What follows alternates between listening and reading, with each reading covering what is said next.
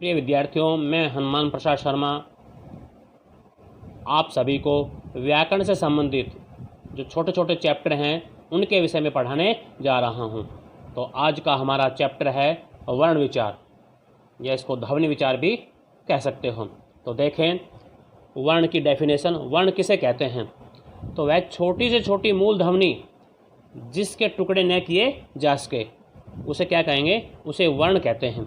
जैसे ए कै पै आदि। अब देखो इनका समूह भी होता है वर्णों का। तो वर्णमाला किसे कहते हैं? तो वर्णों या ध्वनियों के क्रमबद्ध समूह को वर्णमाला कहते हैं, या सिंपल रूप से कह दो वर्णों के समूह को वर्णमाला कहते हैं। अब आइए देखिए आगे वर्णों के भेद। तो सबसे पहले उच्चारण की दृष्टि से हिंदी वर्णमाला के वर्णों को दो वर्गों में बांटा जाता है। कितने वर्गों में? दो भागों में या दो वर्गों में बांटा जाता है। पहला है स्वर और दूसरा है व्यंजन। दूसरा क्या है? व्यंजन। सबसे पहले स्वर की डेफिनेशन देखें। स्वर किसे कहते हैं? तो जिन ध्वनियों के उच्चारण के समय जो हवा है, जो वायु है, मुंह से बिना किसी रुकावट के निकलती है विद्यार्थियों, वे स्वर कहलाते हैं। जैसे ये स्वर 11 दिए हुए हैं, ए आ ई ऊ री ए आई ओ औ। ये 11 होते हैं, इनकी संख्या 11 है, तो ये स्वर कहलाएंगे।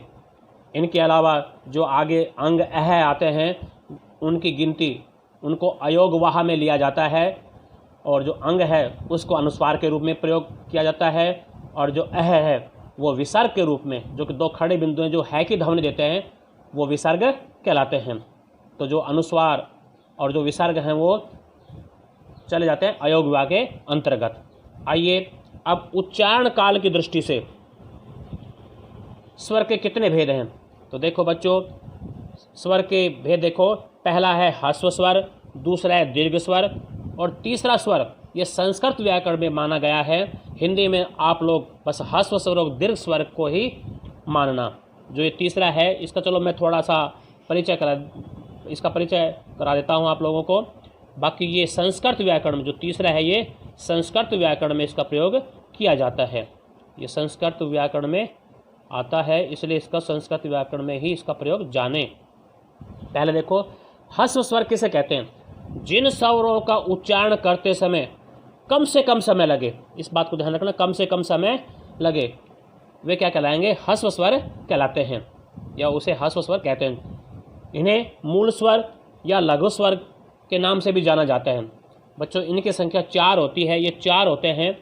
ये कुल कितने हैं? 4 होते हैं, जैसे ए ई ऊ और री। अब आइए इसका दूसरा भेद देखें, दीर्घ स्वर। तो इसकी डेफिनेशन है जिन स्वरों के उच्चारण में ह्रस्व से दुगना समय लगे उन्हें दीर्घ स्वर कहते हैं।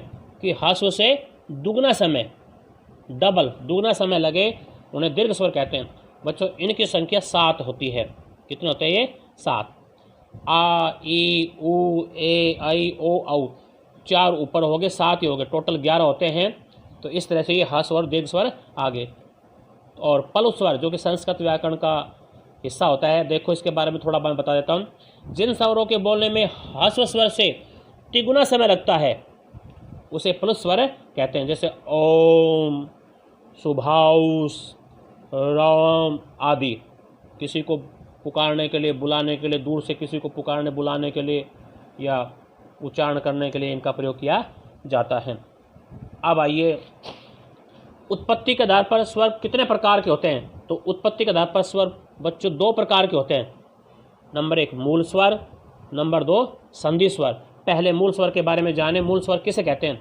तो जिन स्वरों की उत्पत्ति किसी दूसरे वर्ण, मतलब स्वर कह दो, दूसरे वर्ण से नहीं होती वे कहलाते हैं मूल स्वर। ये 4 होते हैं, जैसे ए ई ओ और री। फिर है संधि स्वर। संधि स्वर जिन स्वरों का निर्माण मूल स्वरों के संयोग से होता है, मूल स्वरों के संयोग से होता है, वे संधि स्वर कहलाते हैं। ये 7 स्वर देखो, मैंने 7 डाल रखे हैं। पहले ए प्लस ए आ, ई प्लस ई, ऊ प्लस ऊ। तो ये 3 तो ये हो गए। आगे देखो ए प्लस ई ए, ए प्लस ए आई, ए प्लस ऊ ओ, और ए प्लस ओ औ। तो इस तरह से मैंने ये यहाँ टेबल सी बनाई, इसको देखें, नोट देखें, ए आई ओ औ को संयुक्त या संदेश स्वर भी कहा जाता है, क्योंकि ये दो भिन्न स्वरों के संयोग से बनते हैं।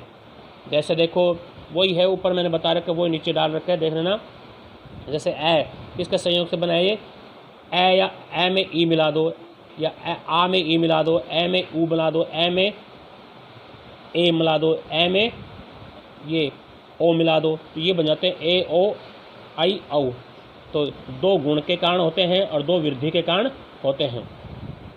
इनके अलावा स्वर के अन्य भेद भी देखें। जाति के आधार पर स्वर के कितने भेद हैं, तो जाति के आधार पर स्वर के भेद होते हैं दो। एक होता है सवर्ण, दूसरा है अस्वर्ण। तो सवर्ण को कहते हैं सजातीय और अस्वर्ण को कहते हैं विजातीय, जो अलग, सजातीय एक ही जाति वाले, विजातीय जो भिन्न जाति के हों। तो जैसे ए प्लस ए, ई प्लस ई, ऊ प्लस ऊ, ये सजातीय हैं, और जो ए प्लस ई या ए प्लस ऊ या ए प्लस ए, ये विजातीय हैं। आइए अब मैं अनुनासिक और निर्नुनासिक के विषय में भी आपको बता दूं। तो अनुनासिक का जो चिन्ह होता है वो चंद्रबिंदु होता है, और निर्नुनासिक का, जिसको अनुस्वार भी कहते हैं, इसका जो चिन्ह होता है वो बिंदु होता है। तो देखें इसकी डेफिनेशन है कि जो ध्वनि कहाँ से निकलती हो, मुख और नाक से निकलने वाले ध्वनि को हम अनुनासिक कहेंगे, और केवल मुख द्वारा पूरा श्वास लेकर निकलने वाले ध्वनि को हम निर्नुनासिक कहेंगे। तो इस प्रकार बच्चों मैंने आपको स्वर का ज्ञान कराया, स्वर के बारे में मैंने बताया। तो एग्ज़ाम में अधिकतर क्या पूछा जाता है मैं आप लोगों को बता देता हूँ। जैसे मान लो एग्ज़ाम में दे दिया ऊ दे दिया, तो जो पेपर सेटर वो यही पूछेगा कि जो ऊ, जो ये स्वर आया है, ये किस भेद के अंतर्गत आता है। भाई ये ह्रस्व स्वर है, दीर्घ है, प्लुत है, या अन्य है, कोई भी नाम डाल दें, या इनमें से कोई नहीं, इस प्रकार से पूछा जाता है। तो आप इनको ध्यानपूर्वक देखना। जैसे ये 4 ही हैं, ये 7 हैं, जैसे कुछ ही पूछ लो भाई आई है, ये किस जो स्वर का भेद है उसकी किसके अंतर्गत आता है, तो आप लोग उत्तर में लिखोगे दीर्घ स्वर के अंतर्गत। तो इस तरह से पेपर में पूछा जाता है। तो आप लोग इस वर्ण विचार को, मैंने जो इसका पहला भाग था, जो पहला भेद था, जो स्वर, उसके बारे में, जो वर्ग था ना, पहला वर्ग स्वर, उसके बारे में समझाया। इसको ध्यानपूर्वक देखना। धन्यवाद।